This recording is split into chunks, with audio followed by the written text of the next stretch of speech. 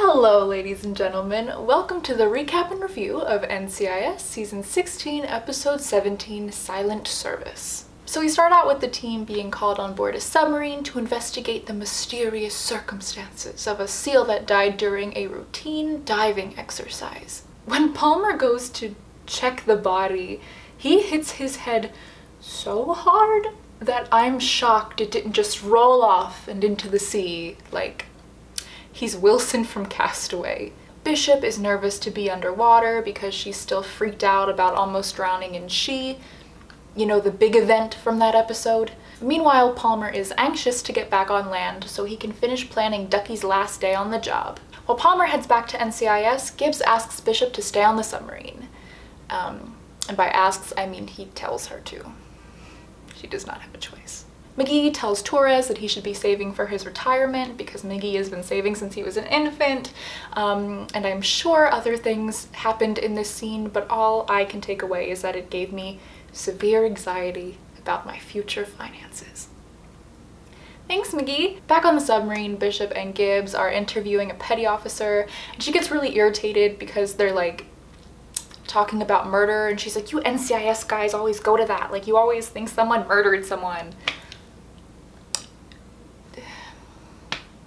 You know someone died, right? And then she just like out of nowhere gets very defensive and is like, I never had any beef with him, which is definitely what an innocent person says. But before this woman can incriminate herself any further, the submarine has an emergency dive with Gibbs and Bishop both on board. Bishop starts freaking the heck out, as one would, and Gibbs is comforting her, and it's actually very sweet. Not that this really spoils anything, but throughout this whole episode, Gibbs keeps comforting Bishop, and it's always just very sweet. Like, it's never anything big, but it's just the fact that he like cares about her and wants to calm her down.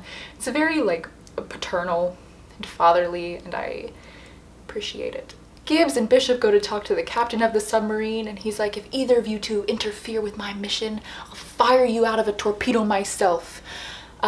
Which again is a very normal thing to say. At NCIS, Palmer is talking to Ducky about his plans for sending him off, and they're really elaborate. And Ducky's like, well, I'm leaving NCIS, not the planet, which hopefully is not a foreshadowing technique. We'll talk about that later. In my notes, I wrote, Jimmy Palmer is really shining. I bet that was about a specific moment or line or something, but it also could just be like a statement, because I love Jimmy Palmer. They figure out that the dead SEAL's oxygen tank had been tampered with, meaning that he was murdered. How? Everyone on that ship seems so nice. Gibbs and Bishop interview this other petty officer, and they're like, did you fight with this guy? And he's like, yeah, I fought with him all the time. Oh my god, it's more suspicious than Clue in here. They could tell me that every single person on that ship took a turn stabbing his oxygen tank like Caesar, and I'd believe it. It turns out they were arguing over whether or not Tobey Maguire's Spider-Man could beat up Andrew Garfield's Spider-Man or vice versa, and then Bishop's like, they're both wrong, Tom Holland would win. Which, I do love Bishop now, but I don't know if I agree with her statement. Back at MTAC, Vance finally figures out that the submarine dove with Bishop and Gibbs still on board, and he's like, that can't be! When someone on this show says that can't be, it usually be. The Undersecretary of the Navy reveals that the commands that the submarine is operating under are not coming from them, which is like not good, to put it mildly. Down in the squad room, McGee is instructing the team, and Vance has now like joined on the floor as the team, which I just love. McGee instructs him to twist some arms, which Vance says is his specialty. The team figures out that the person who's hacking in and giving the submarine these fake commands wants to start World War III. While Bishop and Gibbs are investigating the dead guy's bunk, they find that he was hiding an electrical manual to the submarine. So then the whole case kind of shifts to focusing on this secret book. Speaking of secret books, Bishop, McGee and Torres start talking about their future and how McGee chose having a family kind of above all else, and Torres is like, well, I actually might want to have a family one day. It's just a very open, honest discussion they're having. Sometimes I see Torres and I'm like, oh, it's just Tony. But then I remember it took Tony damn near a decade to admit he wanted more than just a Netflix and chill. Bishop and Gibbs find out that the dead guy was given the book by the cook on board but was instructed not to tell anyone by the chief of the boat. Gibbs and Bishop figure out that this guy they had spoken to earlier, named Hardy, was investigating the electrical panels and was being super suspicious. It turns out that Hardy knew that the dead guy had the electrical manual. The chief of the boat is confronted by all this information and she gets really irritated, and so she just locks Gibbs and Bishop in a room. That's one way of dealing with things, I guess. Vance is told that if they can't stop the guy who's giving the fake orders, they're gonna have no choice but to sink the submarine with Gibbs and Bishop both on board. Gibbs and Bishop eventually break out of the room, and back at NCIS, they're able to track down Walter Miller, who is the guy who is giving the fake orders. On the submarine, they're literally about to fire the torpedoes, and Gibbs and Bishop run in, guns a-blazing, and then everyone's screaming and pulling out their own guns. It's a lot. While Gibbs and Bishop are telling them to stand down and saying that everyone on board is now a murder suspect, McGee and Torres go to confront Walter Miller in his cabin in the woods. Torres gets him away from his computer, and McGee is trying to figure out how to work the system so he can send the proper stand-down orders. The issue is that it has to be set in this very strict format, which he doesn't know how to do. So McGee calls his friend Straussy, who is apparently making a submarine simulator game. Convenient. In the nick of time, Straussy gives him the correct formatting and McGee is able to get them to stand down. Does anyone want to tell Straussy he just stopped World War III? Everyone on the submarine is safe. Bishop and Gibbs get back to land just fine. They figure out that Hardy was kind of lost after the death of his family, so he connected with Walter Miller, and then the whole thing kind of fell into place. McGee, Bishop, and Torres are all standing around Bishop's desk. Torres is like, "I'm glad to have you back." And Bishop's like, "I'm glad to be back." And McGee's like, "Wow, I've been training my entire career to ignore moments like this." Finally, the team leads Ducky to what he fears will be a surprise goodbye party, but it ends up being something far more surprising for me. Vance offers him a job as an NCIS agency historian. And you would hope he says yes, since they literally have the plaque made on the door already. Ducky accepts the job, and it turns out he's not retiring after all. And then it's just a very nice moment of them all in his office together, and then that's the episode. So I'm going to talk about some season 16 things beyond this episode, but I just want to give a few silent service thoughts first. I liked seeing this side of Bishop and Gibbs's relationship. It was very tense and heated in She, and I feel like you see that aspect of their relationship a lot. You see them clash a lot, but then it makes those father-daughter moments like you see in this episode all the more sweet. So I guess Ducky is not retiring yet, which is interesting because there had been those rumors swirling around that someone important is leaving either at the end of season 16 or by the end of season 16, and so Ducky would have seemed like an obvious choice, but now it's seeming like he might be a red herring, unless that whole I'm leaving NCIS, not the planet, was like a foreshadowing. Does Ducky die? That seems like such a stretch, and I'm not saying that's what happens, but I've been rewatching some older episodes, and there's so many little foreshadowing things thrown out just throughout the episodes. There's always little foreshadowing things where I'm like, there's no way that means anything, and then I just ignore it, and then it turns out 5 episodes later the fat fish meant she was pregnant. I'd like to go back to using the fish as a foreshadowing technique. I want McGee to walk into the squad room one morning and be like, "You guys won't believe the craziest thing that happened this morning. I was cleaning the fish bowl, and then Ziva fish stopped moving, and then I went to dump her in the toilet, and then all of a sudden she started swimming around again." It was almost like she faked her own death. Let's just talk about She again. I've seen a lot of people comment saying that the scarf that was hanging in her office was the same scarf that Tony pulled out of the go bag and was sniffing. I should not have made that noise. Remember when Tony snorted her scarf? I've seen a lot of people comment that the scarf that was hanging in her office in She is the same scarf that Tony pulled out of the go bag in Family First. And as much as I would love for that to be true, because it would mean that her and Tony and Tali are living happily together in Paris, I'm 99% sure it's not the same scarf. because the one that Tony pulled out of the bag in Family First had these little yellow fringes on the end, and the scarf in her office did not. And they just don't seem to have the same pattern. And like, they have a very similar color scheme, but it's kind of about it. Speaking of smelling the scarf, I've been rewatching that scene where they discover her office, and Gibbs like smells her scarf, and then he's kind of in this weird mental place. He's like walking around the office, and he just seems very distracted, and he's like, no, she never told me about this place. Has anyone called Tony? And to me, it feels like Gibbs knows she's been there recently, which means that he would know she's alive. And then later in the scene when Gibbs tells McGee to leave, and he's like, boss? And Gibbs is like, I got it. Like, I got it. Like, it feels like he knows. Also, I didn't come up with this, but I saw someone comment on the video that he found the knife under her mattress. One of the rules is you never leave home without a knife. So if we're taking this rule literally, and the knife is still there, it means that Ziva is also just hiding in the office somewhere. Much like Tobey Maguire, she is like stuck to the ceiling. And Ziva's like the suction cupping along the ceiling the entire... Why am I not a writer on NCIS? They were all wrong.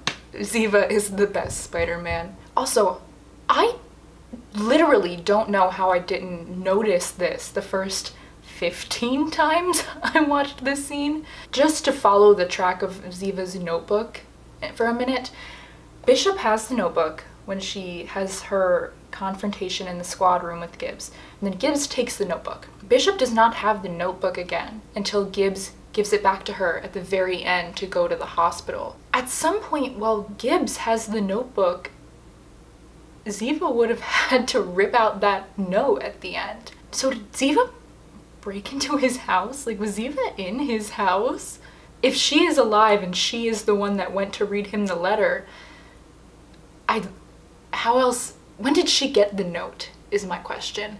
Unless Gibbs put on a wig, went to the hospital and read him the letter, something clearly happened. And then I momentarily crossed my mind that like Gibbs gave her the letter, but then why would he have sent Bishop to the hospital to read it if it just meant like exposing Ziva's secret to Bishop?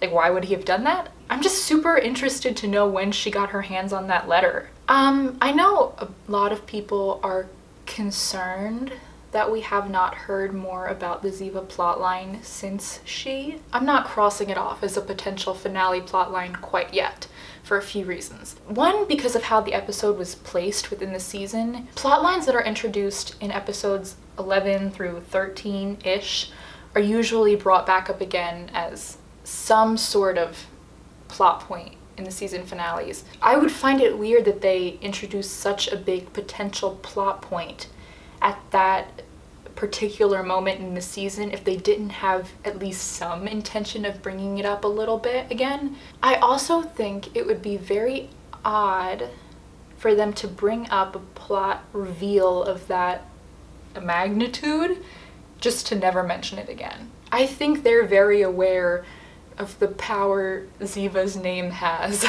on this show. And apparently there are some other reasons. Some new information came to my attention while I was editing this video, and I thought it was very relevant to what I've been talking about, so I just decided to throw it in. Basically, the cast list for Perennial came out. Perennial is not the Torres episode that's coming up next, but the Sloan one right after that, episode 19. And the guest cast list has Elaine J. Taylor on it, who played Ziva's landlord in She, which is potentially very exciting, but there is a catch. In She was credited as hut owner, but in Perennial, she's credited as Odette Brown.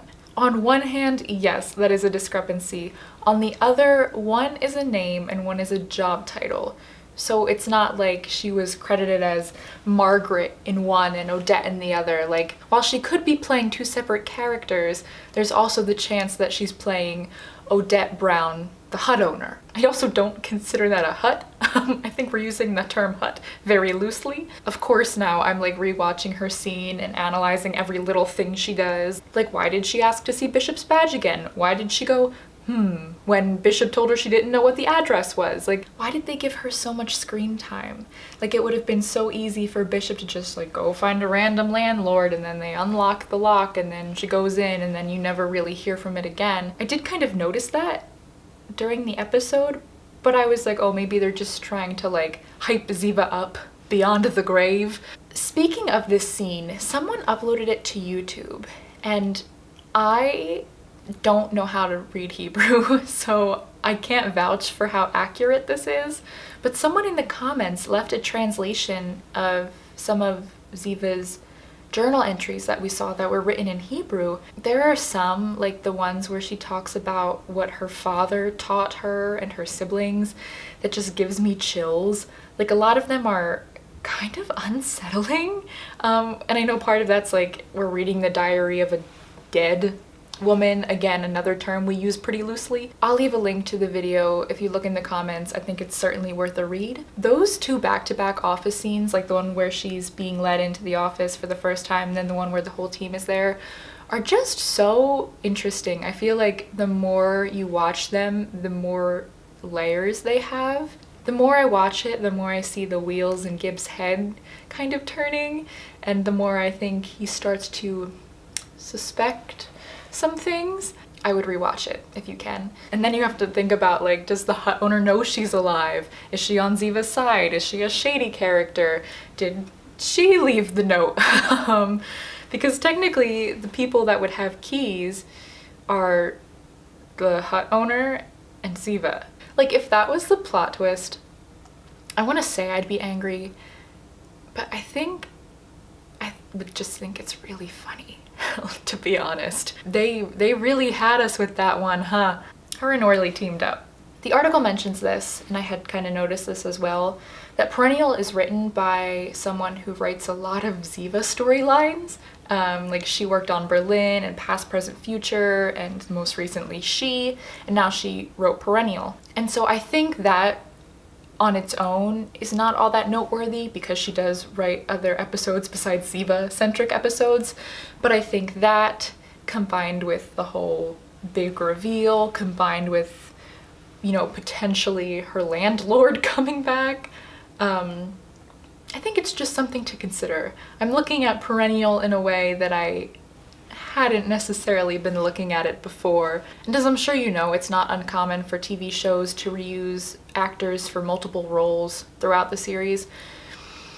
I do think it would be a little odd if they reused her for a different character within a 6-episode span, and not even like a run-of-the-mill episode. Like, this woman was arguably in the most iconic episode of the season thus far, and you would think that's something they would take note of. It's so hard to tell, because on one hand it could mean absolutely nothing, and on the other it could be a development in this whole Ziva storyline we might be gearing up to see, who knows. And then if they do bring in some Ziva elements, you wonder how that's going to tie into the rest of this seemingly unrelated to Ziva episode. I like how I keep saying you, like it's not me, it's me who's wondering about this. Is it a B-plot? And yes, that's like a bold B-plot, but for season 10, Ziva hunting down Bodner was B-plot for most of the second half of the season until Chasing Ghosts, which was episode 20.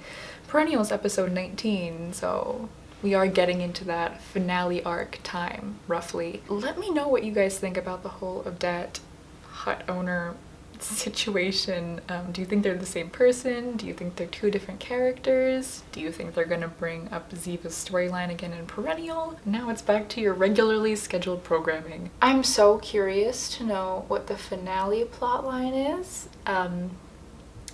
If it will involve Ziva. I saw one article say that like maybe they're gonna bring her back just to like actually kill her this time. Wow, that would be unfortunate. I said it in the She review and I'll say it again. I think there are so many wildly interesting finale arcs they could have with that Ziva reveal, especially if they could get Cody back for a little bit.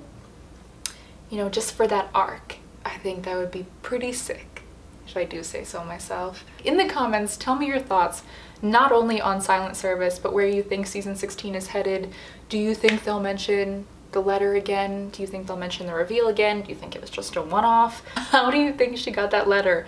When do you think she got that letter? I'm just very interested to see where this season goes, because we've had so many like character-specific episodes, and unless I missed something, which I very well might have, I don't see a clear finale plot arc yet. I would be very interested to see if that Ziva reveal has anything to do with it, and if and when they'll bring it up again, because I haven't quite lost hope yet. But to be fair, there could be 10 seconds left in the finale and I'll be like, well, there's still 9 seconds left for her to walk in. So I know we still have a couple character-specific episodes. There's the Torres one coming up, which I'll be fascinated to see what Alec moments are in store. And then there's a Sloane one the week after that, which I'm very interested in because I'd like to learn more about Sloane. And it seems like they were kind of introducing events from her past that I'm wondering if they'll be re-brought up. I'm just very intrigued. I believe that's all I have to say about this episode, and I'm just very interested to see where we go the rest of the season.